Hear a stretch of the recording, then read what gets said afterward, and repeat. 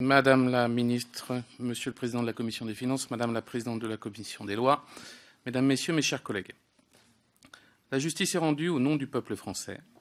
Elle caractérise avant tout autre domaine de l'action publique la place de l'État.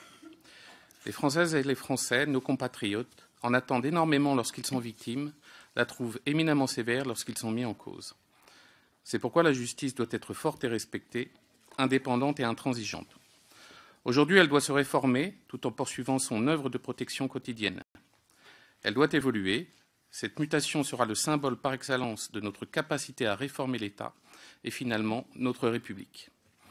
La mission justice voit ses crédits augmenter de 3,8%, ça a été dit. Elle était l'une des priorités d'Emmanuel Macron, candidat à l'élection présidentielle.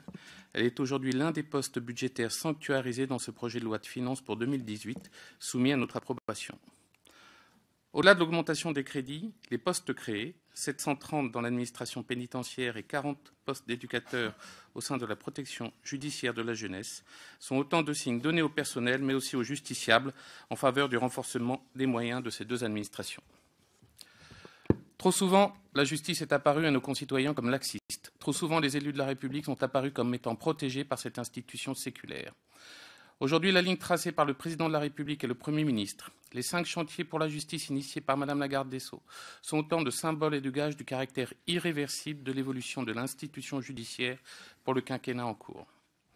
Le contexte dans lequel nous évoluons justifie à lui seul que les moyens de l'administration pénitentiaire et de la protection judiciaire de la jeunesse soient sanctuarisés.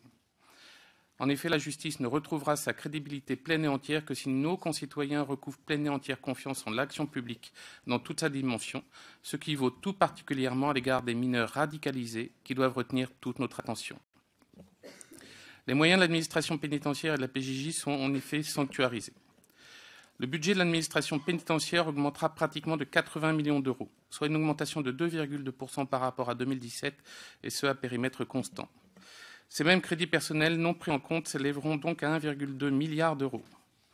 Concernant le personnel, les plus de 730 postes, 732 exactement, créés répondent pour partie aux besoins suivants. 35 postes de renseignement pénitentiaire, 50 postes pour les extractions judiciaires de proximité, 150 pour les services pénitentiaires d'insertion et de probation, et enfin 470 postes à titre principal donc dus aux ouvertures d'établissements. Ce qu'il convient de retenir à ce stade est la création d'un nombre important de postes pour une administration qui souffre d'un déficit d'attractivité, mais aussi de reconnaissance. Les nombreux postes vacants dénotent aussi combien ces métiers ne sont plus aujourd'hui attractifs et sont rarement exercés par vocation ou passion. En effet, au-delà de la seule question financière, il est évident, et les auditions des professionnels de la pénitentiaire nous l'ont confirmé, que ce métier est en crise, qu'il s'exerce dans un univers en tension et que les craintes de voir des incidents ou accidents dramatiques se produire sont réelles et quotidiennes. 5 défis sont devant cette administration.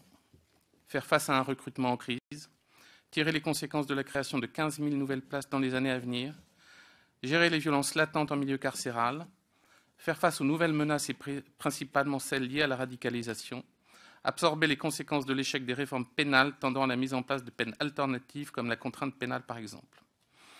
Pour leur part, les crédits de la PJJ augmentent, eux, de 22 millions d'euros. Ils permettront de financer 40 postes d'éducateurs créés au principal. Ils doivent aussi permettre au personnel de se sentir pris en considération par l'institution, mais aussi par tous les acteurs de la justice qui n'appréhendent pas toujours l'importance de leur mission, de leur importance. Ces évolutions s'inscrivent dans des perspectives ouvertes par les 5 chantiers de la réforme de la justice lancés par Madame la ministre. La transformation numérique, l'amélioration et la simplification des procédures pénales et civiles, l'adaptation de l'organisation judiciaire et enfin le sens et l'efficacité des peines. Ce dernier chantier nous intéresse au premier chef et nous permet de mesurer combien les services d'insertion et de probation doivent être renforcés pour permettre que l'individualisation des peines se traduise dans le suivi des dossiers et des parcours de vie des personnes concernées, dans les perspectives de réinsertion qui sont proposées, sauf à considérer qu'un séjour en prison équivaut à la fin de toute perspective de vie personnelle réussie, sinon aboutie. J'en profite donc, Madame la Ministre, pour vous interroger sur ce point. Quel sens et quelle place souhaitez-vous donner à l'emprisonnement dans le panel des peines et sanctions à la disposition de l'autorité judiciaire?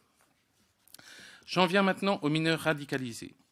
Il nous revient enfin de réfléchir effectivement sur le rôle de la société dans son ensemble et de la République dans toutes ses composantes, tant en ce qui concerne les milieux ouverts et fermés de la PJJ que de notre capacité collective à agir pour redonner goût à la vie de ces jeunes qui s'inscrivent dans un parcours délinquant.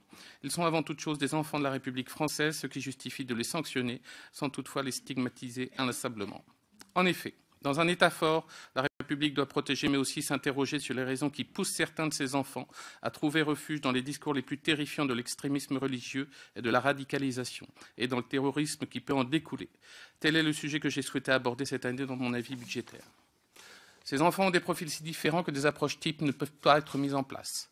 L'évolution des cas relevés est si rapide que les acteurs de l'institution doivent s'adapter en permanence.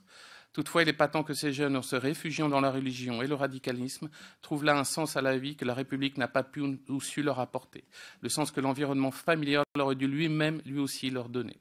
Aujourd'hui, tout est possible. Chaque famille peut être concernée et nul ne peut prétendre échapper à ce phénomène. Monsieur le rapporteur, il faudra conclure. Excusez-moi.